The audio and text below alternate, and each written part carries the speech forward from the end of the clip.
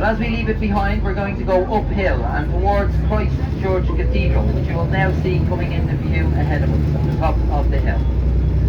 But just before we hit Christ Church Cathedral, there is a street on the right hand side, and that street is Fishamble Street.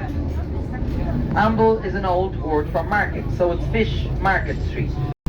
But he was the Viking king of Dublin. So why was a Viking building a Christian cathedral? Well, Vikings were living in Dublin for over 250 years at that stage, and they had quite literally married into our culture.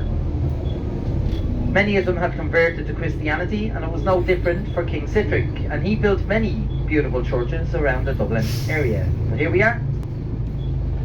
The southern wall of the original walled city of Dublin would have ended. We will now be driving outside where that wall would have been. Christ Church was inside the wall, and the people outside the wall got jealous, and they wanted their own fancy cathedral all to themselves. And so 30 years later, they began building St. Patrick's Cathedral, the one coming into view now, which is now Ireland's largest and our national cathedral of Ireland. But there has been a church on this site from 451 AD, where St. Patrick originally baptised people into Christianity. Speaking of St. Patrick, if you look to your left, you will see a doorway, and that colour is called St. Patrick's Blue. Looks purple to me, but we like to be confusing.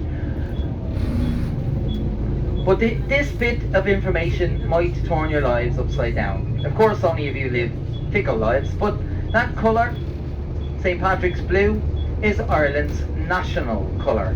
Not green, you have been sold a dud. Green never has been and never will be the official colour of Ireland. It is on our tricolour, the green, white and orange, but you see he looks very miserable. And that's because he's sitting there reading the bill.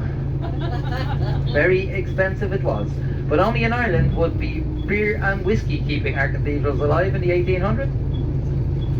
But let's face it, the connection between alcohol and religion has always existed, and personally I blame Jesus. I got into trouble for that joke 2 days ago. And that's because ever since he turned water into wine, everybody has wanted in on the act. It is a terrible joke, but I like telling it anyway. On the left hand side you see the entryway into Narnia, also known as Marsh's Library. That is Ireland's oldest library from 1791. But it is not like a library as we know them today. All of the books are in cages. All of those cages are attached to the walls. And that's because they didn't trust the locals not to steal what was a precious commodity back then. Now I am from Dublin. I know Dublin very well. And to be fair, I have library books at home since the 1980s, so they probably had a point. On the right, this stone red brick building. That is the Deanery of St. Patrick's Cathedral, and the most famous dean to have stayed there lived there from 1714 and for 34 years. His name was Jonathan Swift. Now Jonathan Swift was a genuinely clever man. Devil's Crossroads because it leads us into the Liberties, which was a very industrialised area in the 17 and 1800s. And as a teetotaler, he didn't like the fact that this place was full of distilleries, breweries and taverns at the time. The next stop on the tour is for Teeling's Whiskey Distillery, and that did begin its life in the early 1700s, but it closed